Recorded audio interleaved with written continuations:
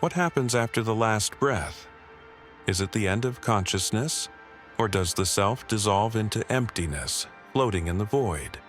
Or does it cross portals beyond human comprehension, transitioning to realms where time and space have no meaning?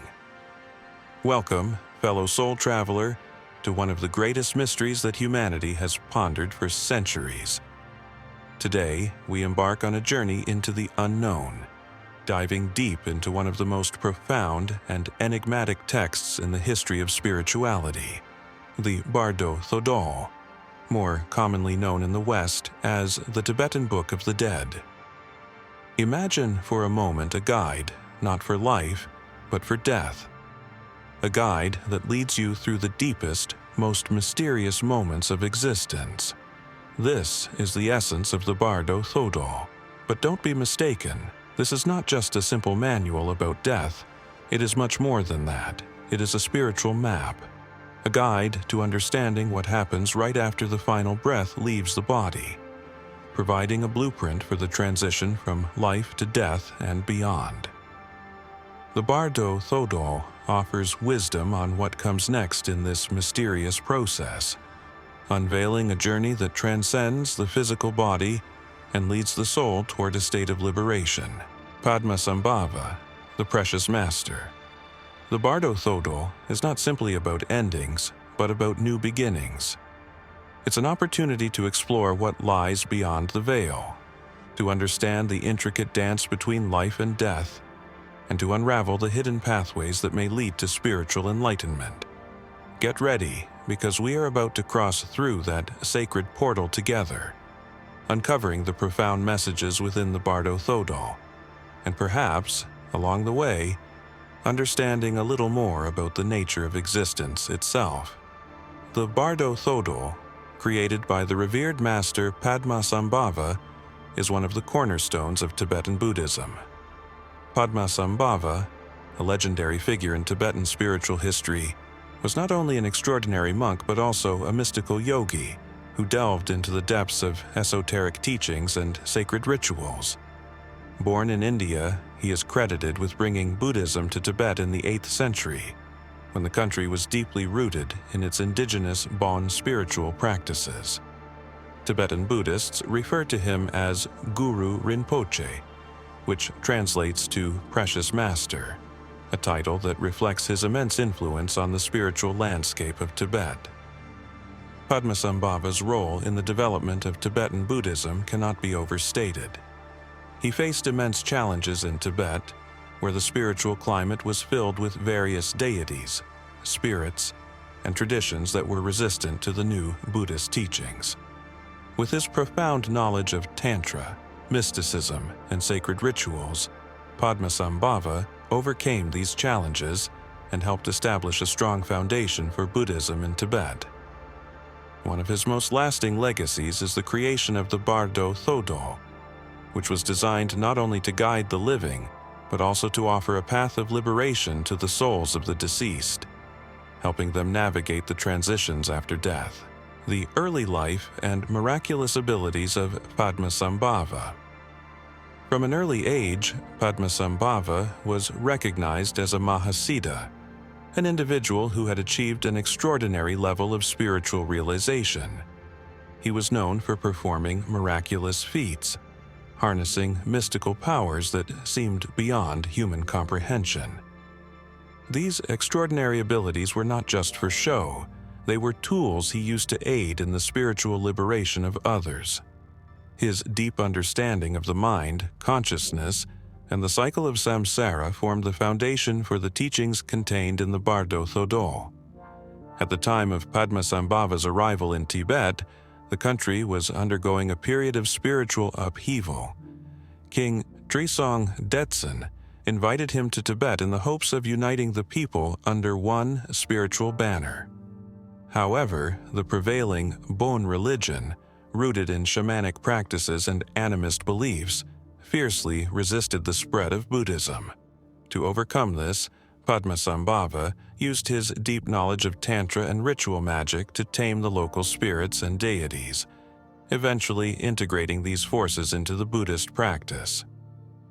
This fusion of traditions created a unique spiritual system that became the foundation of Tibetan Buddhism. Padmasambhava's teachings focus on the nature of the mind and the process of life and death.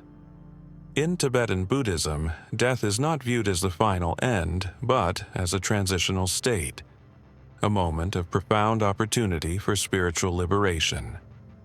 Padmasambhava understood that the mind, once freed from the physical body, is in a unique position to perceive the ultimate truth. However, most people, upon dying, are not prepared for this moment of profound clarity, and are instead overwhelmed by illusions, fears, and attachments. Padmasambhava sought to provide a guide for those in the process of dying, or even for those preparing for death in advance, so they might navigate this moment with clarity and awareness, recognizing the potential for liberation. The three Bardos, the journey after death. The teachings of the Bardo Thodol describe three primary stages, or Bardos, that every soul traverses after death. The first of these stages is known as the Chikai Bardo, the moment of death itself. During this Bardo, the soul experiences the dissolution of the physical body and is freed from the constraints of the material world.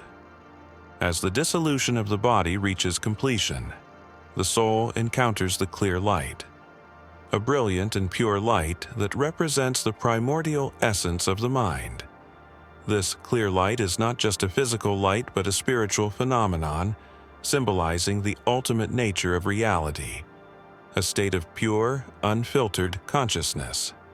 For the spiritually prepared, this moment offers the possibility of immediate liberation, where the soul can recognize this light as its true nature, and in doing so, achieve enlightenment. For those who are unprepared, the experience of the clear light can be overwhelming and frightening. The soul may be unable to recognize it as its true essence and instead may perceive it as a threat, retreating from the light and missing the opportunity for liberation. The soul then enters the second Bardo, the Chonyid Bardo, where it faces an array of visions, both peaceful and wrathful, that reflect the karmic state of the individual. The Chonyid Bardo, visions and illusions. The Chonyid Bardo is a space where the soul is confronted with projections of its own mind, visions that are not external beings or deities, but rather manifestations of the soul's emotional and karmic tendencies. These visions can take on many forms, ranging from serene, peaceful deities to terrifying and wrathful apparitions. The peaceful deities symbolize the enlightened and benevolent aspects of consciousness, while the wrathful deities represent anger, fear, and other negative emotions that have been repressed or left unresolved. These visions reflect the state of the soul's mind, and how it reacts to them will determine whether it progresses toward liberation or falls deeper into confusion and suffering. The Chonyid Bardo is a moment of revelation, where the soul is presented with the opportunity to see through its projections and realize that all of these visions are merely temporary expressions of its own mind. For those who are able to recognize this truth, the Chonyid Bardo becomes a path to enlightenment. However, for those who remain attached to the visions or who succumb to fear, the soul is unable to escape the cycle of samsara. The Sidpa Bardo, the urge to rebirth. Finally, the soul enters the Sidpa Bardo, the Bardo of rebirth. In this stage, the soul is faced with the powerful force of desire and attachment, which compels it to seek out a new body and a new life. The soul is drawn to the karmic imprints of its past actions, which influence the nature of its next rebirth. The Sidpa Bardo is often described as a storm of psychic energy, where the soul feels a powerful urge to return to physical form. However, this process is not conscious. The soul is driven by its karmic tendencies, which shape its new body and life based on unresolved emotional states and desires. In this Bardo, the soul experiences visions of unions and partnerships, symbolic of the process of conception. The soul is presented with the choice of its next life. But this choice is influenced by the soul's unresolved attachments and desires. If the soul is aware during this stage, it can detach from these impulses and avoid being reborn in a state of suffering. Those who have cultivated spiritual awareness and detachment during life can transcend the cycle of rebirth and merge back into the clear light, achieving liberation from samsara. Conclusion: the path to liberation. The Bardo Thodol is not just a religious text. It is a guide to understanding the deepest mysteries of the mind, the nature of existence, and the path to spiritual liberation. By contemplating the teachings of the Bardo Thodol, we come to realize that life and death are interconnected, and that the cycle of rebirth is a reflection of our own choices and perceptions. The ultimate goal is to free ourselves from attachments and illusions, and in doing so, transcend the cycle of samsara, reaching enlightenment and liberation. As we reflect on the teachings of the Bardo Thodol, we are faced with one central question: how prepared are we for the final journey? Are we ready to let go of everything we have held dear, including the very idea of who we are? By contemplating death, we can learn to live more fully, recognizing that every moment is an opportunity to prepare ourselves for the ultimate transition. This journey into the unknown is one that we all must face eventually. The Bardo Thodol invites us to begin our preparations today, living with mindfulness and awareness, knowing that the mysteries of existence are just as profound in life as they are in death. Thank you for joining us on this journey into the mysteries of life, death, and beyond. If you found this exploration of the Tibetan Book of the Dead intriguing, don't forget to like, share, and subscribe for more thought-provoking content. Your support helps us dive deeper into fascinating topics like this. Until next time, stay curious and take care.